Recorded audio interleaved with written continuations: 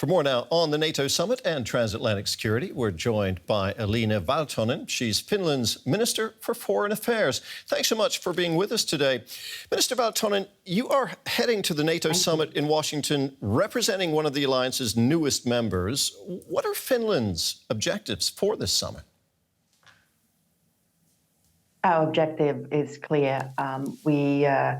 We need to focus on increased defense and deterrence capabilities of NATO, and we are satisfied that so many more member countries have now committed themselves to the 2% criteria of NATO of defense spending. Finland is well above as well. And of course, we need to stand unified also in our aid and commitment for Ukraine.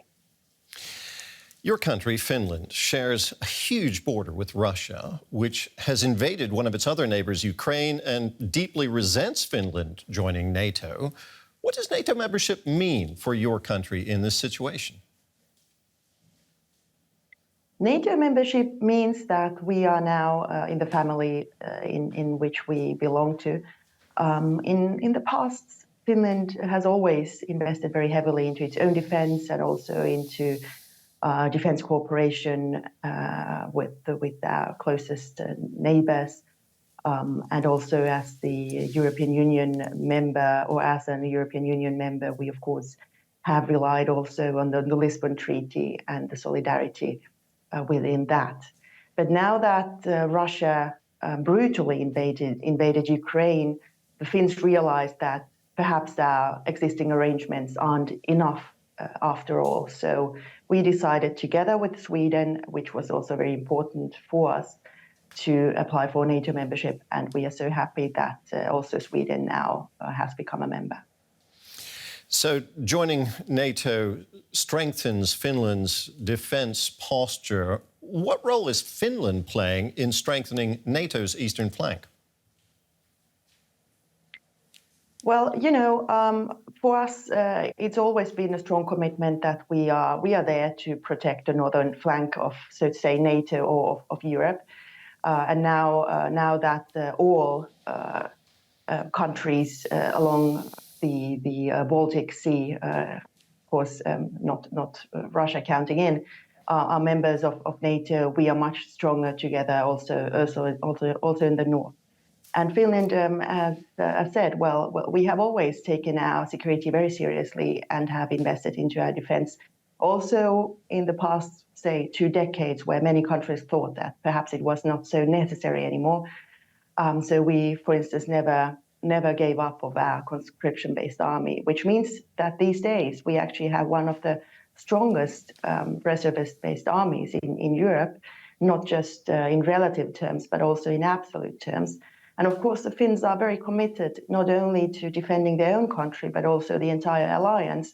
In the most recent polls, almost 80% of Finns say that if need be, they are willing and able to defend also an allied country, not just themselves, which puts us at the highest ranking, so to say, what comes to the willingness to defend your country. And probably it has to do with the proximity of the Russian border, that we truly know what it takes to protect our values, because behind the border, unfortunately, life looks very different.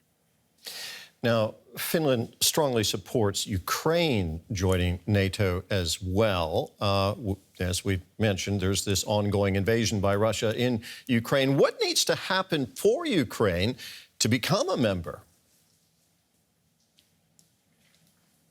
What is most crucial now is that we keep on aiding Ukraine in the short and medium term as massively as we only can. And for the long term, we have already committed on bilateral terms, and also as the European Union, as NATO, for Ukraine's security. And that will mean that in the future, Ukraine's rightful place is in NATO. It is very important that we, all of us in the West, that we do realize that the threat from Russia is no longer something which is potentially lingering in the future, but it's right there. And Russia is actually threatening all of us as we speak with hybrid and cyber attacks, as we have experienced all around Europe and also in the United States and Canada. So basically, we have to take this threat very, very seriously. It's right there. And the best way to tackle the threat is now to keep aiding Ukraine.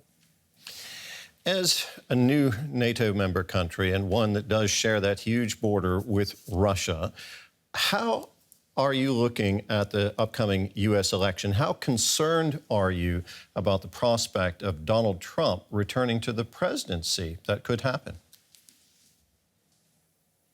Well, you know, I don't have the right to vote in the United States, and I do respect the rightful outcome of any free election in a democracy like the United States. We in Europe, we only have to concentrate on those issues where we can have an influence on, and that certainly is that we more strongly than ever, or stronger than ever, that we invest into our own defense and deterrence, because that probably makes us also a stronger partner and an ally also for the United States of the future, independent of the election outcome of this election and the elections to come. Elina Valtonen, Finland's Minister for Foreign Affairs, thank you so much for talking with us today. Thank you so much.